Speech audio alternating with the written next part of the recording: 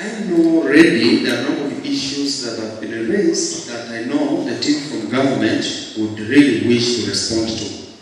But something tells me that I would want us to do this once, so that when the team responds, then it's the deputy governor coming to address us and also to invite His Excellency to speak to us as we cross.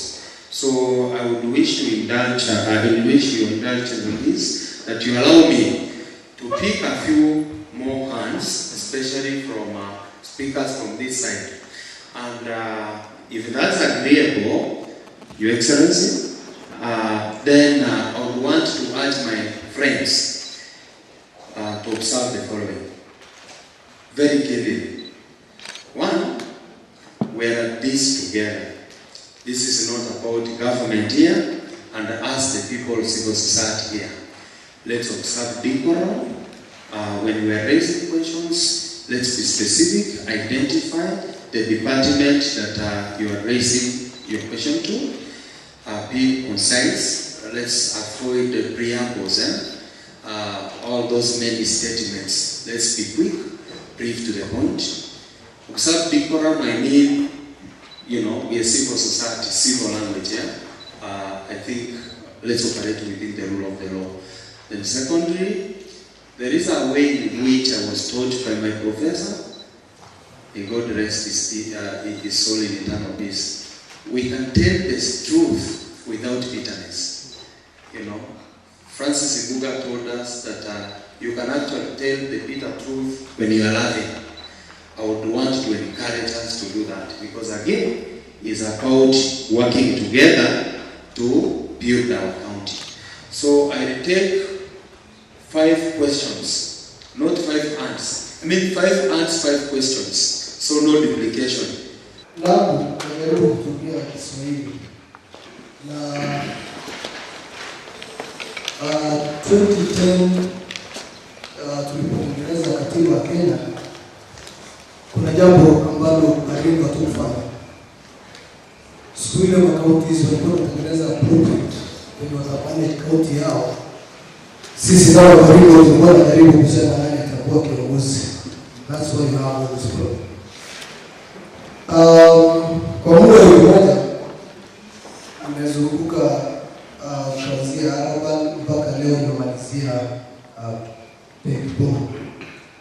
Na swali la kwanza nitaenda kwa MOH of the Ministry Concerned on Health. Ni kwamba kati ya hospitali ambazo Baringo County ndio kutengeneza na hospitali ambazo serikali iliyopita ilikuwa inatengeneza, tunaona kwamba kati ya hizo hospitali nyingi ambazo nyingi ya hospitali haya haijakuwa haijakamilika. Moja, for example, kama hospitali ya Cheboi, tunapata economic stimulus ya that hospital milioni 20.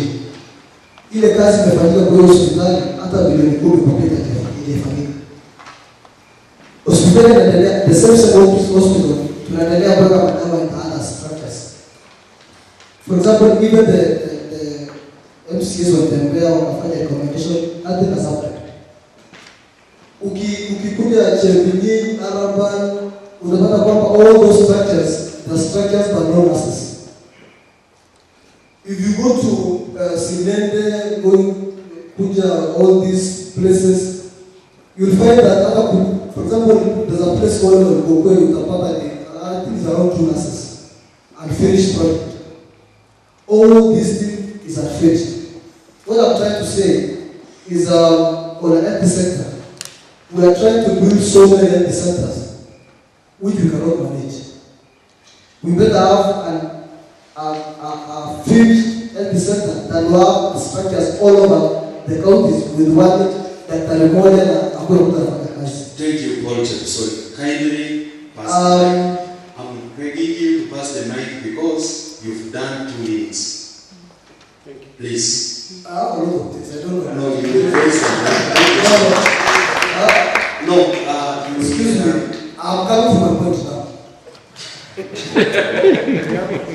the reason why we are here to make people here there is this community land issue, which July tulikuwa na county government. Na tulisema kwamba kama wafugaji hii swala ya sheria hii ya community land lazima kama county government play the role. Na Kenya Land Alliance ilikuwa imepromise kwamba itawasaidia county government kuangalia sheria.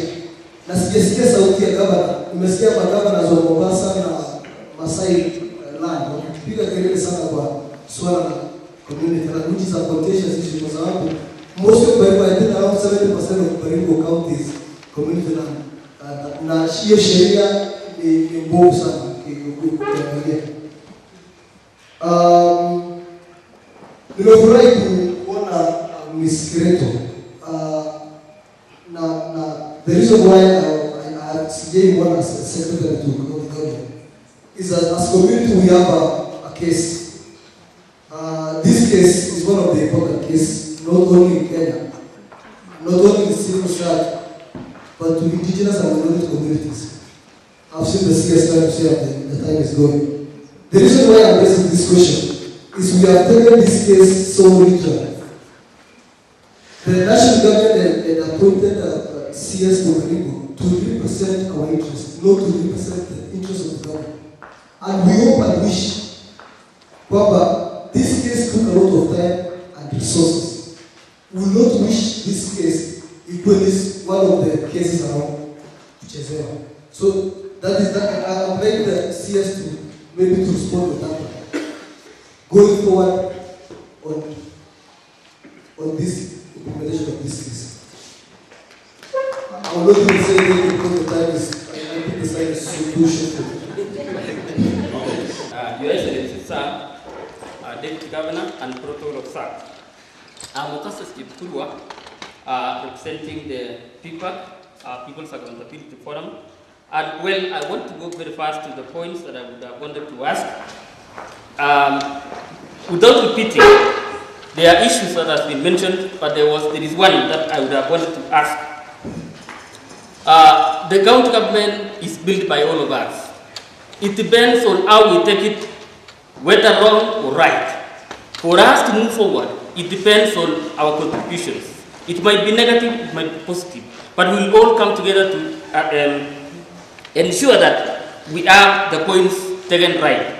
Well, when we come to issues of disabilities, there are people who have been looking for jobs, but they have not been given because of that disability. I would have wanted to have the Public Service Board in this forum. When you go to the county government, when you go to the provincial headquarters there, you will realize there are two signposts. One belongs to the sub-county, the other one is Public Service Board. What they do have there is only the core values of the Public Service Board. We have had several opportunities, jobs given out. Their names are not there. Where are they? Why is that Public Service Board blank? Don't you think that there is something that is hidden if not given us the right information? Well, next one is about the ward administrators. They have failed their roles for the sake of the employers who becomes the MCAs. They are otherwise the agents of the MCAs. So they are not performing their roles as expected in the name of P&B, public permanent and pensionable. Is that the case? Thank you. We also have... I've taken 1 minute. Do we... okay, I would have requested the governor maybe to have us get a report card, maybe a newspaper to actually indicate what is going on, so that we know. If the civic education officer will go to a certain place, he will tell those people that Salawa already has irrigation, yet Salawa don't have that. When you are in Salawa, you say the other side is having this one. Why do we have something that will also make those who are not able to read there access an information platform? Thank you very much. My name is Kipruto Moso, working with Baringo Human Rights Consulting. Honestly speaking, I think the time we have really is very short to put together the few things that we were going to put together. And I think all of us are to blame because the program states clearly that we should have started from 5, but now we are here because of the lateness. However, I'm going to summarize my issues that I want to raise, which are basically 2, and try as much as possible to really bring it out. Because one of them is a burning issue, which we would be unfair to all of us if it's not brought up, especially by some of us who have been aspersions and issues have been raised. So the quick one, Governor, is we like talking about investors, and we've seen you and your team flying across Europe, Korea, America, talking about investors. But do we also care about the investment of our people, the real investors who are the Baringoans themselves? I ask this in regard to how much resources that we have lost as a result of cattle grazing.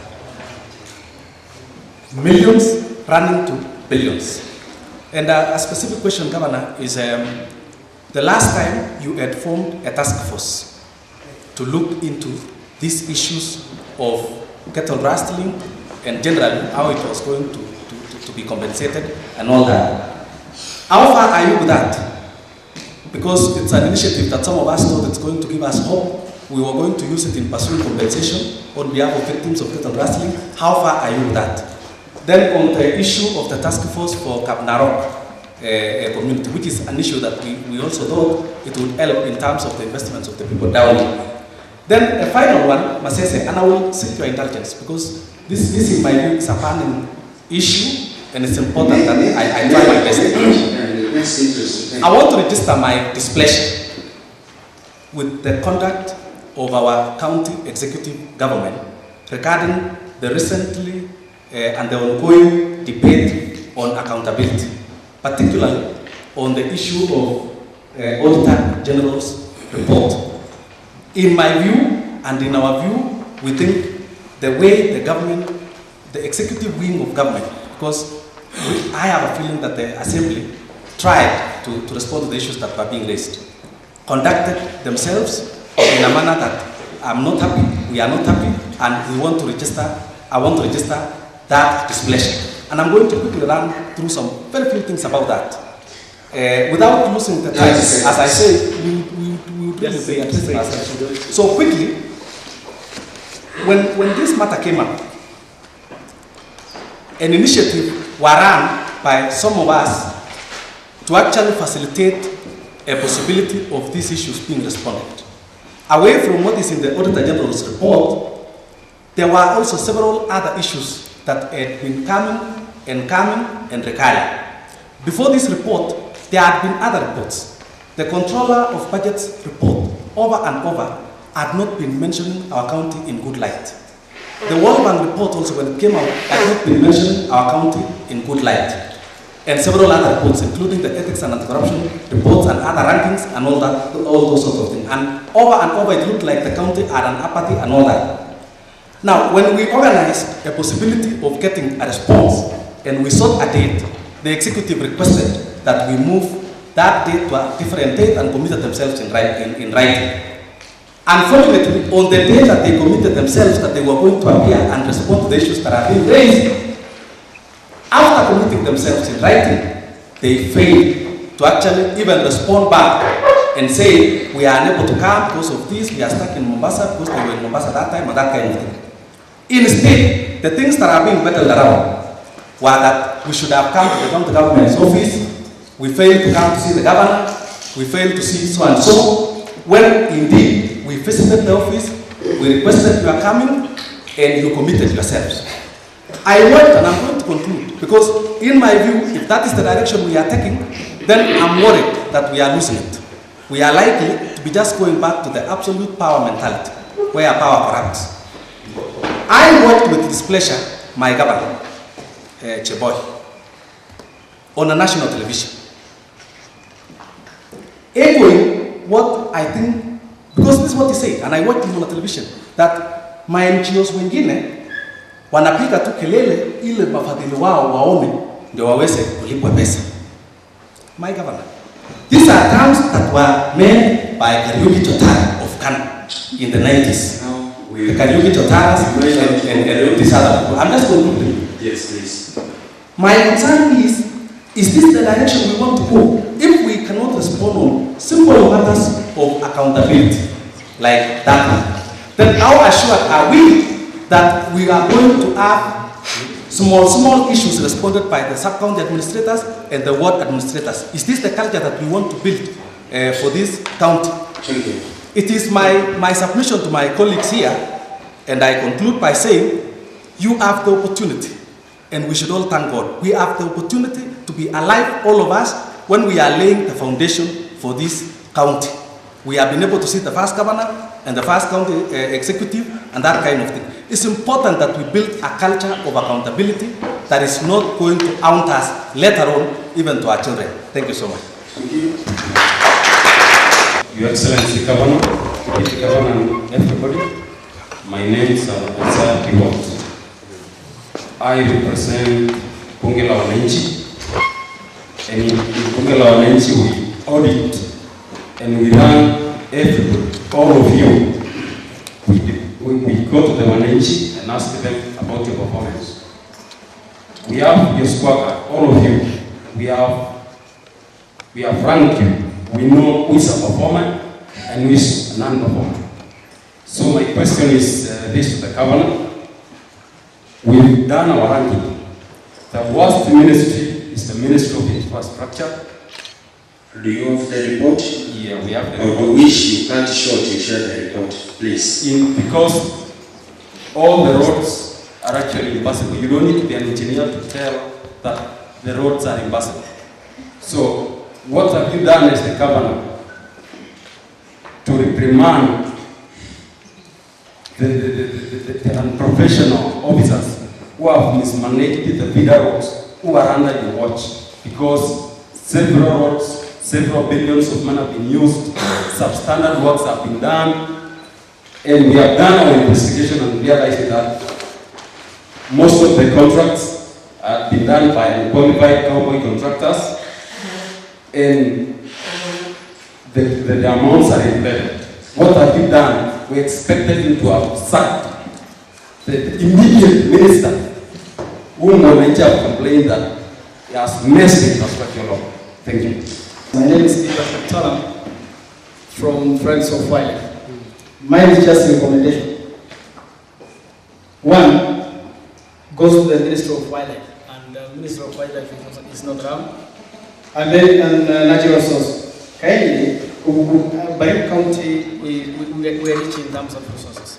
But when I was hearing people talking about the resources that we have, people were just going to the natural resources, maybe the lakes or whatever.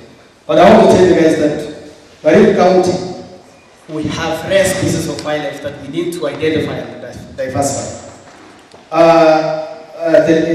Madam Catherine was talking about the fisheries, and I want to tell you, Mheshimiwa, that Baringo County, Lake Baringo, we have endemic fish there. You cannot find in any part of the world. It is called Niloticus baringoensis. So what will you do with that fish? It is just in that lake. You cannot find it in any part of this world. That is a very critical resource, a very important resource. Two, we have rare species of birds.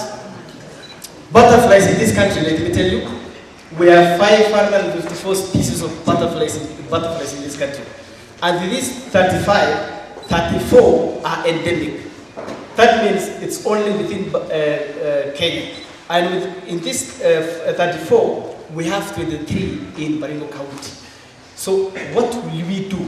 I think we need to do more in identifying these important resources. And lastly, so that I may sit down, there is something I want to criticize. Indeed, I'm a politician.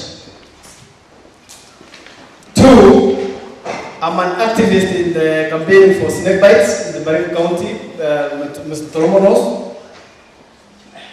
But I want to say this. As you finish. That is the finish.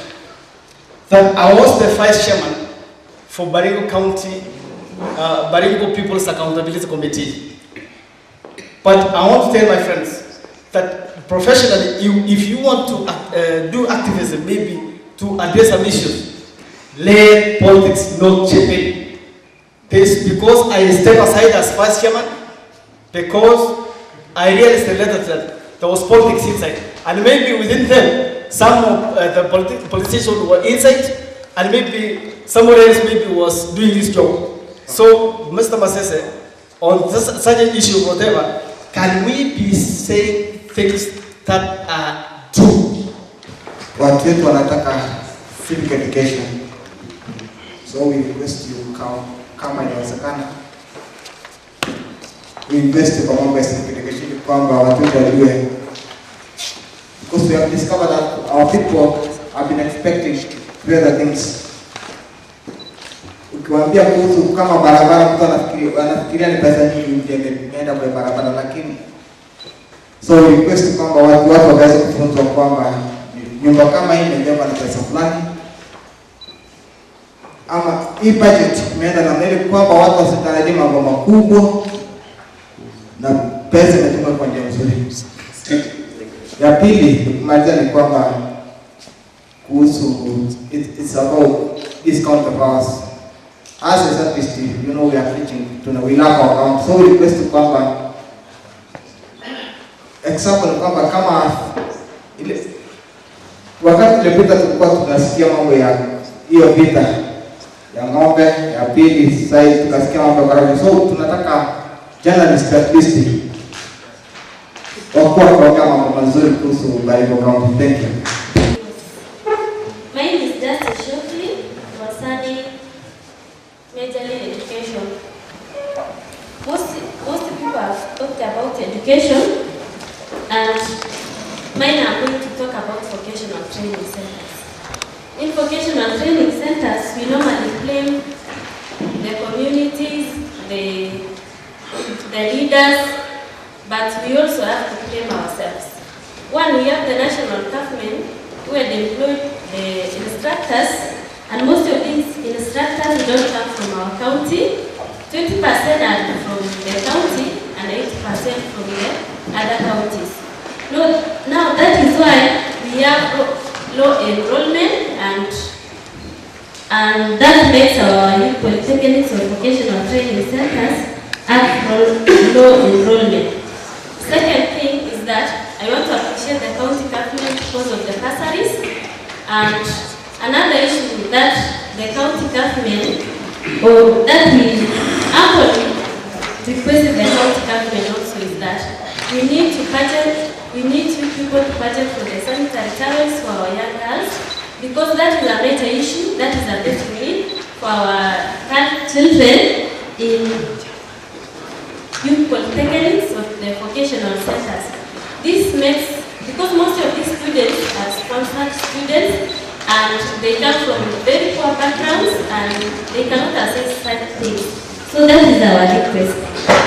Another issue is that the governor, you promised the instructors that when you do marketing and have more than 10 students in your department, you are going to get some employment. But now the instructors are still waiting for your promise, because now the county government has decided to get those who are national government and leaving those who are from the POT, and maybe you have good plans. We are not undermining, but the theme of the day is working together to build our county. We want us to have teamwork for better development of our county. So that is a request and a very necessary one, that you need to put those who are national government with their POT instructors, so that they will be in one docket or in one basket, and they will have the teamwork and development of our vocational training centers. So at this point in time, I can see the hands and the men. So I'm requesting you just to hold on. Then we hand the mic to the CS. I know everyone from here will have a point to respond to, after which we'll know. If time allows, and again, this is about, how we decide, we'll know what to do. So, Madam CS, well, as you invite your colleagues, the issues that have been raised to the advocate. Okay, I think there is a question raised by a member of the forum concerning the task force on human rights. I'll be very brief in explaining or giving, hopefully, a satisfactory answer. I am a member of that task force representing the Baringo County government, and I was appointed by the President of the Republic of Kenya. We did not start the process early because of budget issues. The activities for the task force were not budgeted for. So we started late. And when the task force came to Baringo to start the program that it had laid down, I think at one point we were stopped by the organized community and we were asked not to proceed with the activities. So far, we have not been given direction by the Solicitor General, who is the chairman of the task force. And so I'm also waiting for guidance on the way forward.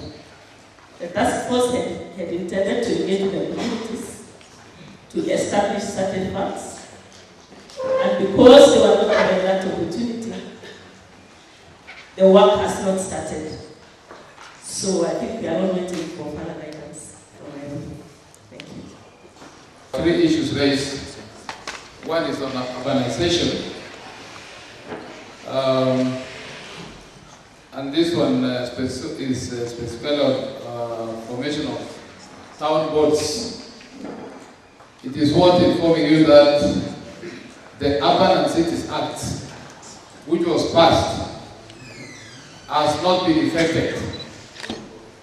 It was rejected at one point, so it was if it was operational, then we will have established the boards according to that act. But as of now, we have interim boards, interim committee, which is not legal because it's not part by the act. So for now, until the act is in place, then we will not be able to have those boards. 2 is on the parking in Governor Town. I know there is a problem with the current status of parking in Governor Town. The nature, the terrain in this town is not the best. We are working on it. You have seen what we are trying to do with the capros. You see the condition we have, even with the matatus. So it's still a big challenge. But we are trying to we are sitting down under urban development to identify the available parking spaces. And you see, you cannot mark on a ground. Many of you will say you need the county government to mark those places. What do you mark on the dusty point?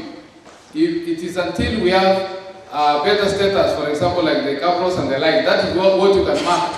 But what do you mark on the dust? It is not possible. So as at the moment, kindly, let's use what we have.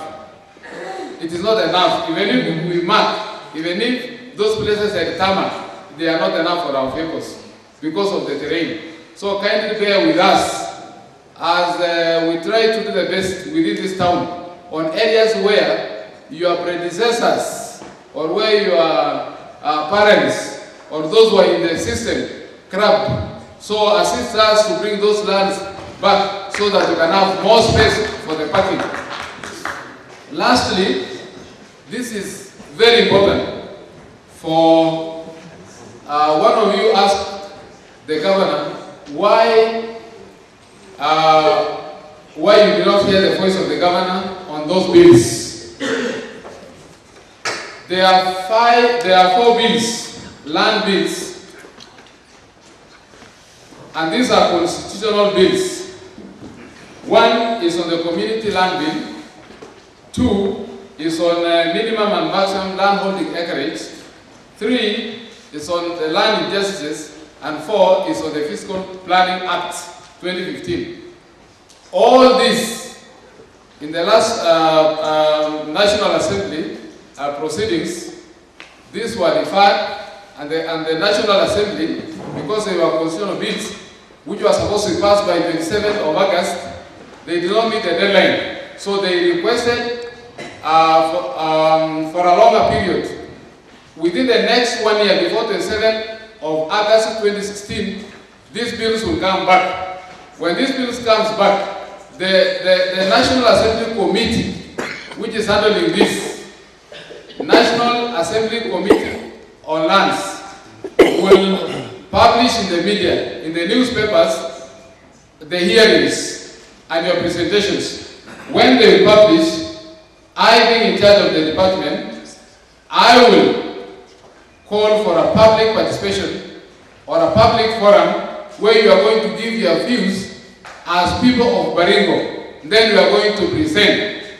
Many people made a lot of noise. Where did the noise go to? So what is the essence of making loud noise? It is not your time. I will call you. We add on all these 4 bills, and I will take and present to the County Assembly Committee on behalf of you as Baringo people, that I will present your views. Written. That will be the best way to approach that. Thank you so much. Issue of Cheboi is not new. At some point, you are telling me we need to approve the corporate